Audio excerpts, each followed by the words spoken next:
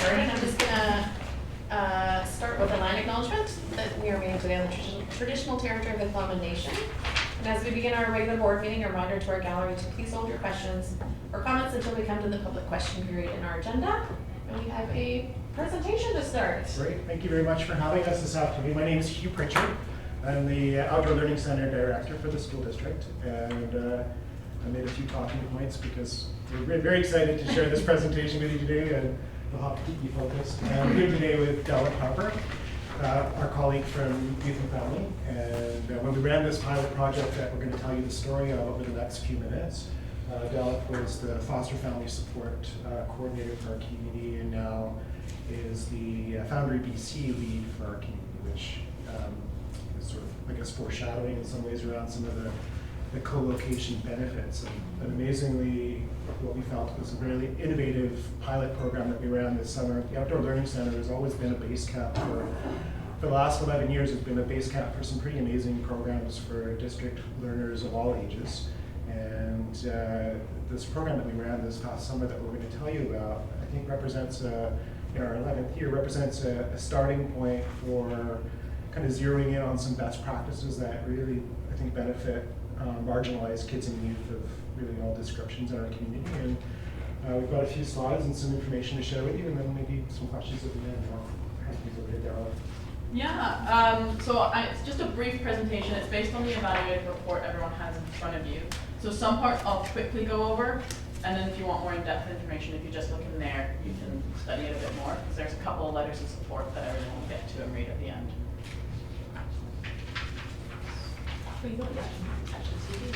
Yes. So I'm just going to go briefly over the background, the camp purpose, the camp goals, the participation we had, and then some data we collected, and then the next steps we want for the camp. I'll just touch here. Yes, let's try. Oh, maybe I lied. Maybe it's too far over. Oh, yeah, touch over here. Okay, I'll press this.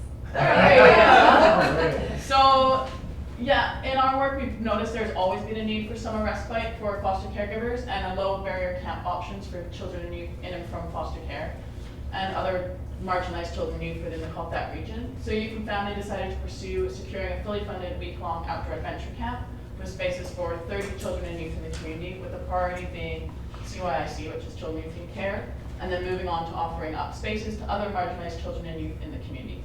So funds for the week of camp were provided by iSpark, and then we got a donation from Tom Harris Tellis.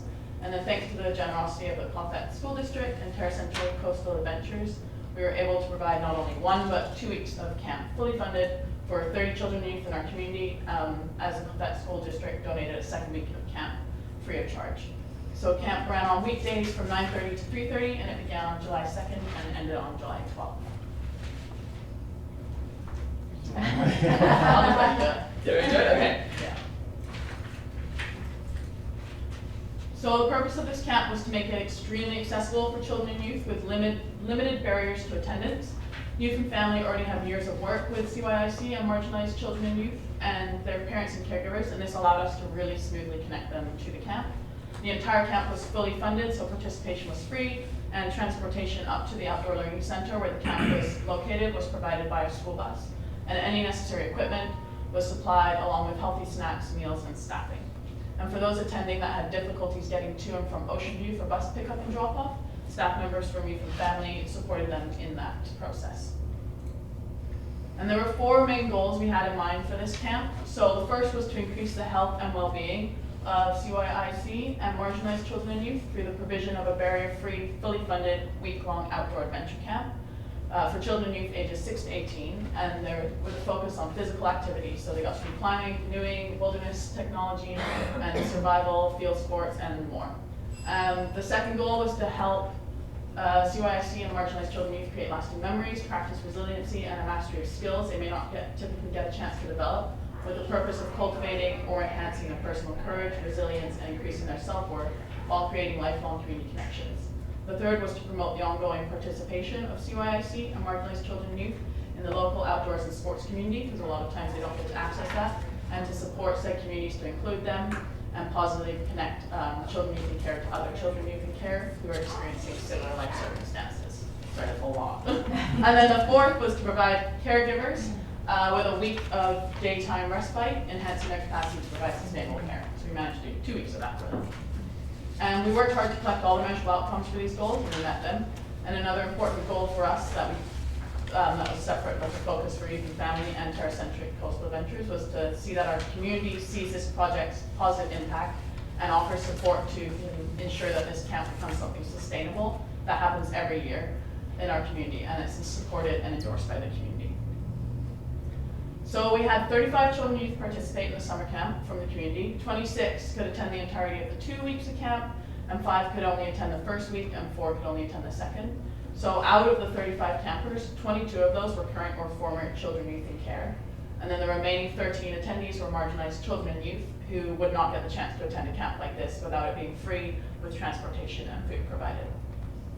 So I won't go too into detail because it's in the report, but you'll see that the responses were always positive. I especially like this one, like I'm a good person. You see how much the children's belief in them being a good person increased, and lots of other things like I can learn new skills for the youth. That's in there if you want to look more detail into that.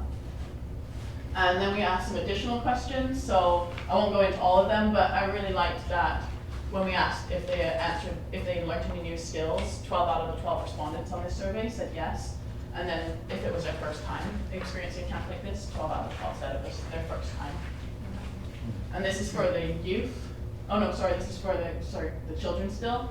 We just asked them what their favorite parts was, and you can see there's a big variety, but a lot of them did really enjoy the swimming aspect.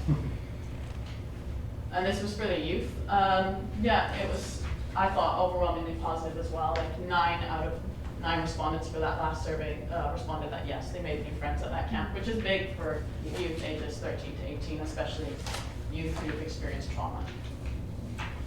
And when we asked what their favorite parts of, I really like this one. Like, I come into camp, I wish we could sleep here. I thought that was a sweet answer. And this is just parent and caregiver survey data, so it was overwhelmingly positive, in my opinion, for the parents and caregivers.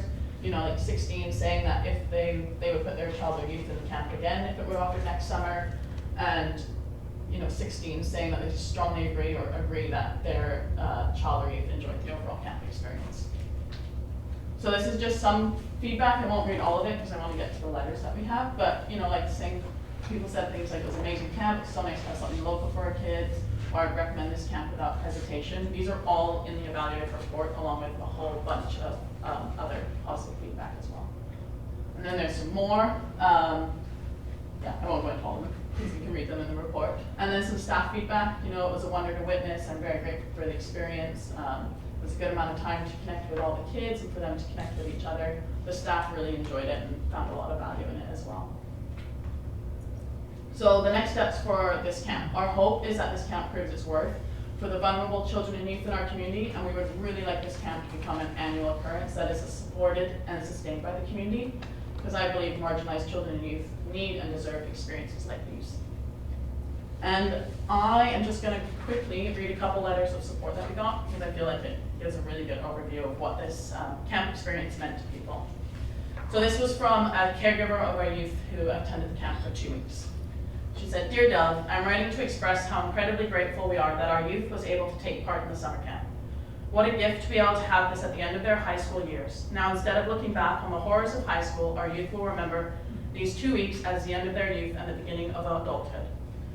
I would like to say firstly that the support and kindness that our family has experienced on several occasions through the organization you work for has been exceptional and far exceeds that from any other organization we had contact with since we first became an adoptive family 14 years ago. My youth has attended camp with only 1 more day to go. Like many children and youth who have been through the care system, the bulk of the years taken up with the school system where they struggle to fit in, have a hard time finding or keeping friends, and rarely feel comfortable, never mind successful. So, what a fabulous change in our youth's face as she came back from your camp every day, smiling, laughing, telling stories about all the antics, happily singing to themselves and making positive plans, feeling exhausted from healthy physical activity, and talking about how great it would be to have a job outdoors, even working at a kids' camp, and motivated to get up and go again the next day. I would recommend this camp without hesitation. I would like to share some specific things that have been some of the positive outcomes from our youth's participation in this camp. My youth find socializing difficult and uncomfortable most of the time. This makes it hard for them to make friends and find ways to socialize. This camp offered a chance to socialize with a different group of people to those in their school year, where they feel everyone already has friendship groups which they do not fit into. Significantly, the age range is broader than a typical class, and we know that the youth who have come through the care system often have challenges with self-regulation, and their emotional intelligence may be several years younger than their chronological age. Having social time with a broader range of kids means they do fit in. The activities were facilitated, which provides a structured context for the socialization, which helped our youth who has not yet developed either the initiative, resilience, or confidence to reach out to others yet. The fact that the counselors were young helped enormously, as it made the activities and games fun and exciting. My youth has a newfound level of optimism, and it is so heartening to see. Their self-esteem, optimism, and planning skills have all improved.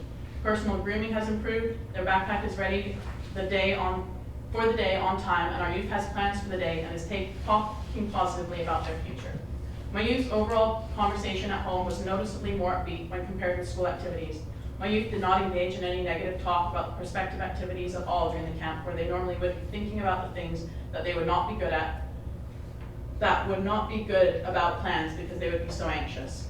This was fantastic for our youth and truly wonderful for us as parents to see.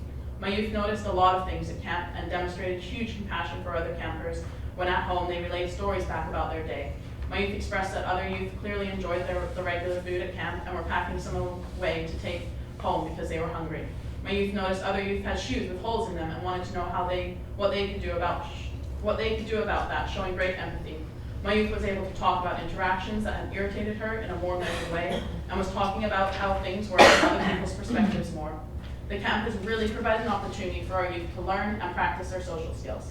My youth was genuinely more optimistic at home and took the initiative more in helping around the house, where before they would help when asked. Initiative is so exciting to see. My youth have previously expressed interest in working with young children one day. And the camp was a fantastic experience for them to consider whether working with older kids or younger ones was more their thing. My youth began to develop more concrete life goals as a result of the camp. In fact, my youth thinking positively about plans for the future was perhaps the biggest benefit of doing this. The respite the camp offered to us as parents was great, and the more positive thing was that we were able to see our youth motivated, laughing, and having fun. The whole atmosphere in the home was lighter and happier. It was fantastic to see our youth involved in physical activities, which they have shied away from since becoming a teen. Again, in high school, physical activity is all about competition, and that is such a threatening approach to some kids like our youth. There is something different about it being in the outdoors compared to an organized physical activity indoors that really motivates them. Thank you to everyone involved in making this camp experience for our youth and so many others. If only school could be taught exactly like this, outside, away from desks and devices. The kids would learn what they need to learn, life skills. So to conclude, my letter is a resounding yes for more camps like this. Perhaps have them year-round to give our youth a break from the school system, which is not designed to support them. And I have one more, if that's okay. Do I have time? Okay. It's in the back here. So this was from a staff member of ours who worked up at the camp, and she just wanted to make note of the things she saw. So dear Della and the OLC/Terracentric team, for the past 2 weeks, I had the privilege of being a support leader at our youth and family summer camp at the beautiful OLC. It is difficult to put into words how special and important this camp was. The children and youth who attend this camp are survivors. They are almost all faced with a range of challenges on a daily basis and are traveling on massive emotional journeys. I witnessed so many small but remarkable moments, discoveries, and interactions. I will try my best to describe a few. I swam beside 2 campers, 6 to 8 years old. As we swam to the very deepest part of the boundaries and back to shore, life jackets were on. They were so proud of themselves. I can't believe I can do this, one shouted to the other. I know, the other laughed. 2 very silent, socially anxious teens were at a loss for what to do, as we waited in the gravel meeting area for the next event to begin. One placed a large rock between them, the 2 locked eyes, and the other gently balanced another rock on top. For the next 30 minutes, they silently built a structure, gathering a crowd of respectfully silent and impressed younger campers. The 2 remained close friends throughout the rest of the week. Climbing aboard a canoe with a 15-year-old camper, she said to me nervously, I don't know how to steer the canoe, so you should go in the back, and I should go in the front. I answered, that is exactly the reason why you are going to go in the back of the canoe. You're going to learn. She cautiously accepted. After a few hilarious circles and near misses, she became quite masterful at turning the boat, avoiding other boats and logs.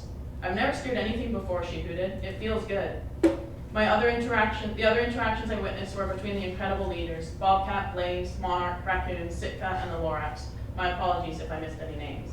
And the campers, especially with those campers who were feeling big and difficult emotions. Every leader was thoughtful, respectful, set clear boundaries, and exhibited so much patience and wisdom.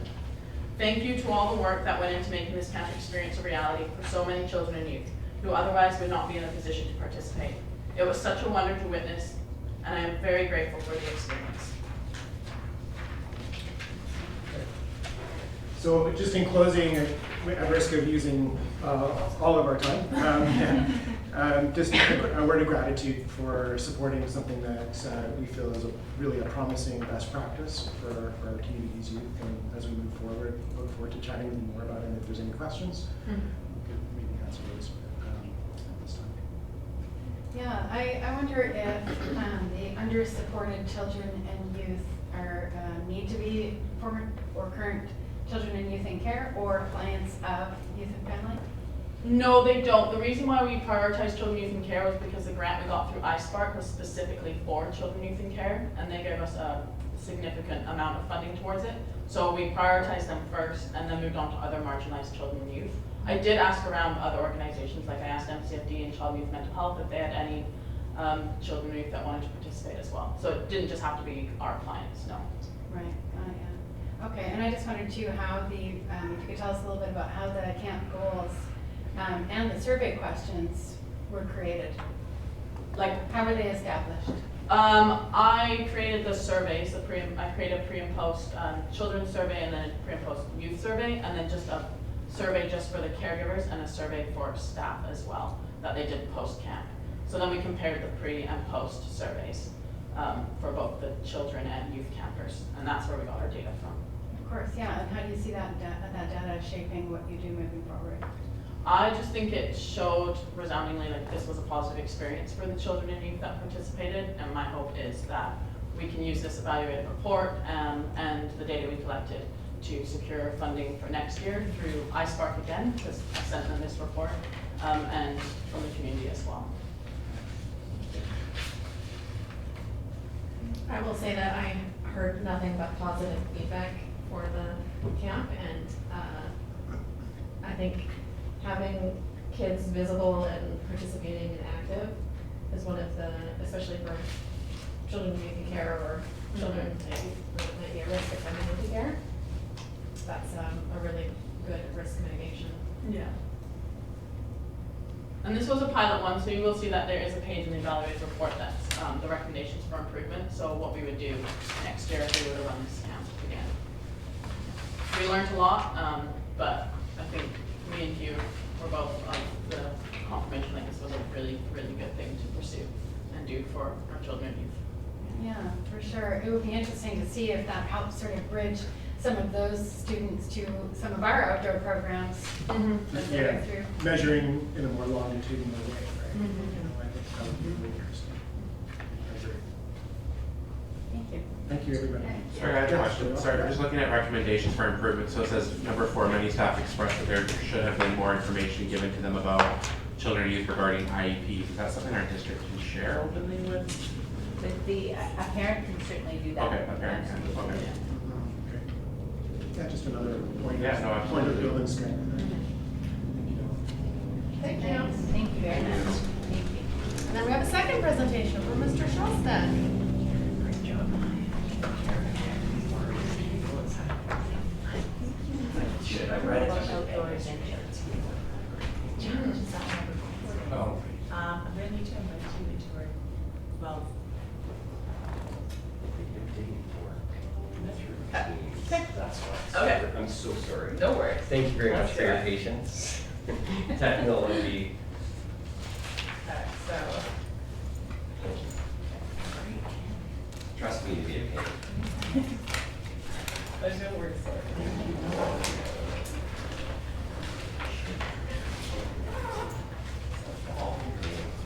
Technology.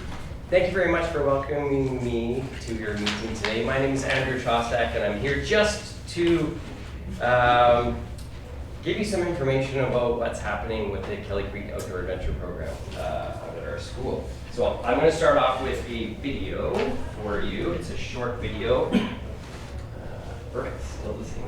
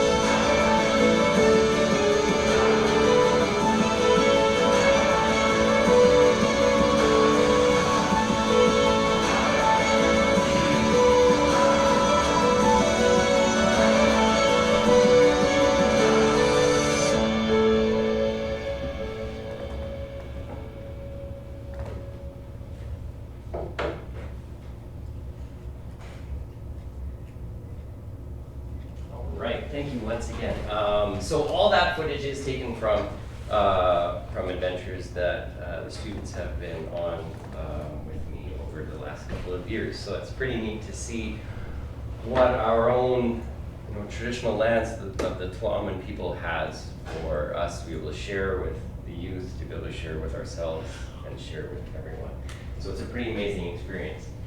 So just a background information. I know I haven't spoken with the board very frequently lately, but so in 2010, I believe, when I was teaching grade 6 and 7, I really noticed that I was able to do all these neat things on my own in our backcountry, in our local areas, but the students didn't really have that opportunity. They didn't know what was here. They didn't know what they didn't know. They were seeing online, they were seeing these neat places all around the world, but they didn't realize what was here.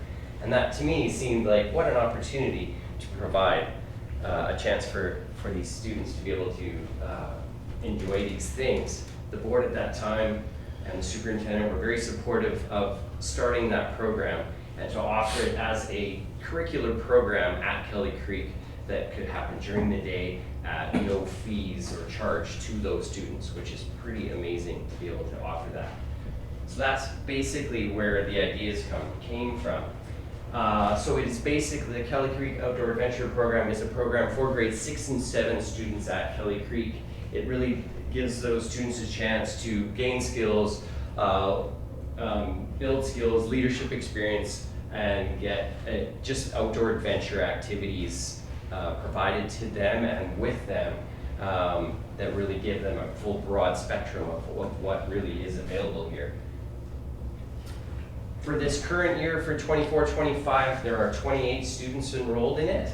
Many come from across the district. It's pretty neat to see that the students are coming from definitely outside of our catchment area, and they are just for that chance to be a part of the program. They're starting at Kelly Creek.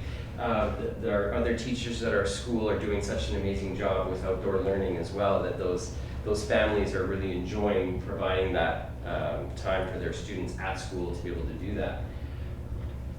Within our classroom setting and within the full class environment, so with 28 students, we try to fit as much outdoor adventure components into our regular curriculum. Okay, so we try to build that in a lot of things that we can do with many students. The leadership part is a big part. Our program students run 2 week-long biking activities for all the rest of the students in the school. They also lead days at the OLC in the spring, where they themselves are the ones leading the younger students in the school through this programming. This week as well at Lang Creek, they will be being leaders as well with the Prowler River Salmon Society. So as a whole class, we build those relationships. We build those connections between myself, the students, between themselves, okay, and their connection with the outdoors. Okay, and then we take those skills that they learn in there, and then we take them, or we're able to take what we've learned and what the students have connected with, and then on Thursdays, I'm very lucky to be able to take the small groups out, and that's where a lot of our more adventuresome things take place, where I can take those small groups to do. So keeping to the ratios as set by different associations in the outdoor industry. So that's been I feel very, very lucky to be able to have those opportunities. And my wife kind of laughs at me sometimes, because the connections that I'm able to make during those times go forward for many, many years. Most of the people I hang out with and do out stuff in my own time now are those students that I had. And it's really, it's pretty neat to see them grow to be where they are now, and to really have that, they now have that enjoyment that maybe they would have gotten, but it's a pretty neat thing to be able to see. Sorry.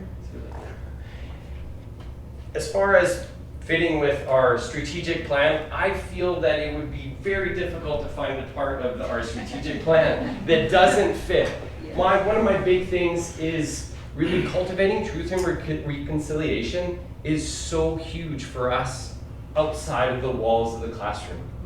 where learning has taken place for thousands of years and that passing down of information and knowledge has happened, we're able to do that outside where it really can be fully encompassed and learned in the place where it was meant to be. So to me, that's such a huge thing. I mean, obviously, cultivating curiosity, the curiosity of the outdoors just comes into it so much. Integrity, responsibility, all these things fit so well, and I feel very lucky to have a board and a district that creates a strategic plan that enables us to be able to fulfill those things. So today, I'm just here today to say thank you for your support. I'm always looking for ways to build and grow and change. I always want to be able to do more things with my students. With 28, it's getting harder to make sure things are really, really frequent, especially with the small groups. So I'm always fighting for ways to find more time and hopefully at some point another day to be able to do that. But that's a discussion that we look to have moving forward. But I just wanted to say thank you. The board has always been very supportive. The board office, administration have always been very supportive. Our Kelly Community School Association also helps us to have some funding for some extra gear and whatnot that enables us to do this. And I just basically want to say thank you and just to show you what we're up to. And thank you. Thank you. Thank you so much. Very nice. I wish I was in grade 6. It's pretty fun. It is. We're working on a new kind of system a little bit where I'm trying to do. This fall is our forest. We're focused on the forest, and as we move into winter, we'll start to change our focus into the mountains, and then come after spring break to turn our focus to the ocean and to much of our surroundings around our marine environment. So we're trying to cultivate a full circle throughout the year. So that's right now we're working on our forest. That foraging was just for the chanterelles was just last week. Wow. The kids are pretty stoked on how many chanterelles are out there, and it's pretty amazing to be able to see how they love what they do. So thank you so much. Can you speak just a little bit about how kids get into the program? Do they apply or? So there's not anybody in the school who is in grade 6 and 7 in my class has that opportunity to be in the program. So it's not an application process at all. In the spring, and I'm not sure, I also run the Salish Sea Marine Adventure Program, Marine Education Program, and that one has a little bit more of an application, but that's district-wide, so that one has that. But with this, if you would like to participate in this and you're at Kelly Creek, then you first enter in a class, then you can do that. So that's how that works. Yes. Well, that was my question, because your slide, first of all, it's amazing, but your slide said many students come from across the district. So my thought would be like, so my son's in grade 5. If we as parents were like, we want him to be part of this program, if there's room at Kelly Creek, Yes. he can go in it. You can request that. We actually had somebody come from Australia this year. There was more to it than that. I'm not gonna say that, but they had that request when they came to Calgary. So then I have another question. So is this a 6-7 class separate from another 6-7 class? We do not have another 6-7 class. Don't We do have have a 5-6. Okay. And we try to pick students. Everybody has that opportunity for grade 7. Yeah. For sure. Everybody has that opportunity. There's not another 6-7. There is a 5-6, which always creates at the beginning of the year. It does. And I wish there was an answer that I could give that would make it even better. I value my 2 years with students. I really do. I think that's a huge part of education. We have those connections over 2 years. Is a really nice thing. But yes, we try our best. We talk to parents, we talk with administration to try and see who would be the best fit. Obviously, that's not an exact science. Is it? Yes. Sorry, I have sorry. I have another question. Sure.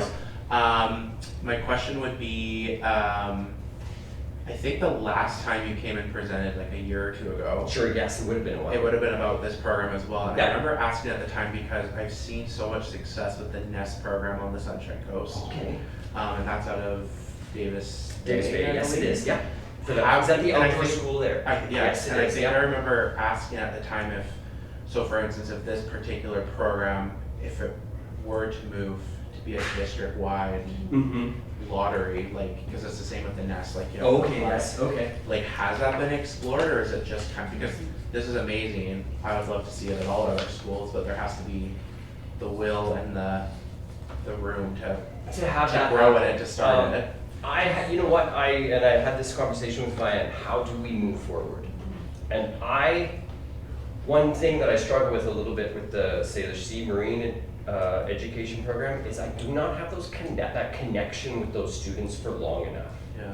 Is I feel that trust piece, that connection with myself, with just managing themselves in an outdoor environment. I don't have that time to be able to spend with them beforehand. So with that method, maybe not, but I think. Well, that was my wondering, like, could there be a 6-7 program that, yes, is housed at a school? Yes, yeah. But that is separate from that school where 6-7 kids across the district can apply? I think it could absolutely happen. I mean, I Let's look at it. absolutely think that something like that can happen, for Okay. sure. Perfect. I had one student 2 years ago come through the outdoor school in Davis Bay. Yeah. And then came, so it was neat to hear just the pieces that what they did there, and it was nice for me to see what others were doing as well. But yes, it is something for sure that can be explored. That I think is a great idea. Yeah. Yes. Sorry, Izzy? Nope. All done. Okay. I just wanted to say how much I appreciate, well, first of all, the footage. It's like, I can't get over it, and then I see, every day I'm just walking here, I'm like, wow, this is where I live, and then you show that footage, it's just stunning, and you're sharing it with students and honing in on all these broad things in really real ways, and your passion and heart about it, and like that could, these are things for me as someone that loves to see that improvement in lived experience and that evidence in day to day, and you just spoke to it, about the longevity and that some of these folks you're hanging out with. Well, it's crazy. Now they're, it makes me not feel young anymore. Yeah, no, they are having kids. I now have students as students. Yeah, but that could have been You're there. a completely different experience for those students, and if these opportunities, we're such an amazing district, truly. We really And are. if these weren't opportunities available to students, I don't know. Yeah, it's interesting Yeah. because it doesn't happen at this point, doesn't have an application, and I mentioned this before, the kids don't always know what they don't know. Yeah. They don't know if they're gonna enjoy it because they've never tried it, right? It's really interesting to see those mushroom hunters and who's just right into it, and those maybe you expect to do well, maybe not. It's an interesting thing, and they don't always know what they're Yeah. going to. Yeah, it's amazing. It really, you could do, well, I'm sorry, I'm getting ahead of myself, but train the trainer and set these up at each. Yeah, each it's an campus. interesting one. Yeah, Yeah. and that's been discussed as well. So there are opportunities for sure to Yeah. kind of expand and to offer these things to the right people. Yeah, cool, thank you. Thank you. I just want to say, when we're looking at the priorities in the strategic plan, I mean, that is what it's supposed to do. I mean, that is Yeah. what the goal is to have these programs that integrate this in a real natural way. I can't be to hear about. I mean, I knew that the program at the OLC happened this summer, but just to hear what that did, Yeah. and then to be able to speak after that, I was lucky enough to be able to follow that. What a great segment. Yes. So thank you. Yeah, so no, I agree. It is. It fits. Things Yes, fit. yeah. So it's neat to see that it does fit just like that. Yeah. Thank you. Okay, thank you. Thank you for being No patient with my worries. technology. Cross my fingers, go right back. Thank you, everyone. Okay, we'll move on to question period. Okay, chairperson's remarks. So just another welcome, everybody, today. I'm pleased to share a few updates that reflect the incredible work being done across our district. First, I want to acknowledge that all of our schools have now developed their school growth plans, aligning them with the priorities laid out in our district's 5-year strategic plan. These growth plans are essential in ensuring that each school is focused on continuous improvement, equity, and enhancing student outcomes. By aligning school goals with district priorities while also being responsive to unique school community needs, we are creating a unified approach to driving student success and ensuring that every student receives the support they need to thrive. These plans will be posted to each school's websites by the end of the month. At our last meeting, the board approved the framework for enhancing student learning, known as the FESL, and shortly thereafter it was submitted to the Ministry of Education and Childcare. The report is a provincial reporting requirement to provide transparency and accountability and offers a comprehensive look at the district's progress over the 2023-2024 school year, and it is currently available on our website under the Plans and Reports section. Another upcoming part of our regular review cycle is the evaluation of all that we offer in our graduation program. From locally designed courses that allow choice and flexibility to the provincial curriculum, as well as external credentials, we offer so much variety to our students. It's always an exciting time to consider any additions or adjustments for the next school year. On October 5th, we observed World Teachers' Day, and this month is National Principals and Vice Principals Month. These individuals are the core of our district, and their roles in shaping the lives of our students is immeasurable. Thank you for all that you do to create such rich learning environments for our learners. Looking ahead, we are excited about the upcoming Cross Culture Day for our grade 3 students happening on November 5th and 6th. Those will be the event's 28th year and offer students the opportunity to visit the Klamath Hatchery, where they will learn about the salmon's significance to the Klamath people and experience the beauty of our local ecosystem. Students will also visit the Salish Center to engage in hands-on activities and educational stations showcasing the richness of Klamath culture. Finally, I'm thrilled to extend an invitation to our community for the official opening of a project that is a milestone for our region. Thanks to the Government of BC's Childcare BC New Spaces Fund, we are opening 56 new licensed childcare spaces at 2 locations near Kelly Creek and Mitchell schools. These centers will be operated by YMCA BC and will provide early childhood care to families in our region. To celebrate, we'll be hosting a ribbon cutting event at the Edgehill Center on November 2nd from 10 to 12 with light refreshments and a chance to tour the new facility. We expect to have a few special guests and look forward to marking this important occasion with the community. Okay, adoption of the agenda. Motion that the regular meeting agenda of October 16th, 2024 be adopted as circulated. Rob and Kristen, all in favor? Motion that the regular meeting minutes of September 18th, 2024 be adopted as circulated. Dale and Kristen, all in favor? Report of a closed meeting. Excuse me. September 18th, 2024, the board met in Cambridge to discuss items which included property and personnel. We have incoming correspondence, the Ministry of Education and Childcare to BCSTA regarding funding for temporary resident registrations enrolled after September 30th. Any comments on the letter from the? No? Okay, motion that the correspondence in item 4A be received for information. Rob, Maureen, all in favor?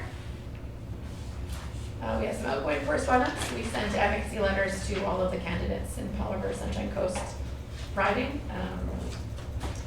outlining the priorities that BCSDA and our board have regarding education in the upcoming election.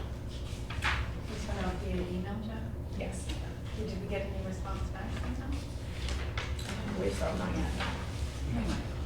We might, you never know. And then we have superintendent of schools report.